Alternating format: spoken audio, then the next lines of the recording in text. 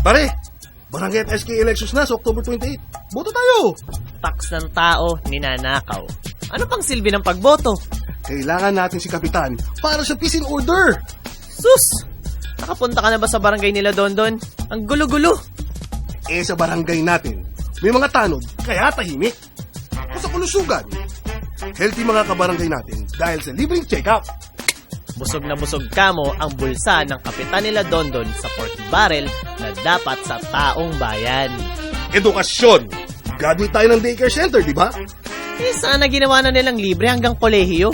Oh, kalinisan. Oo, malinis.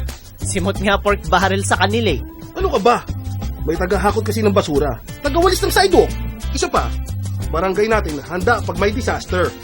Kung kurap kapitan natin, wala lahat yan. Gusto mo siya o ayaw mo? Bumoto ka. Oo, boboto ako para sa pagbabago.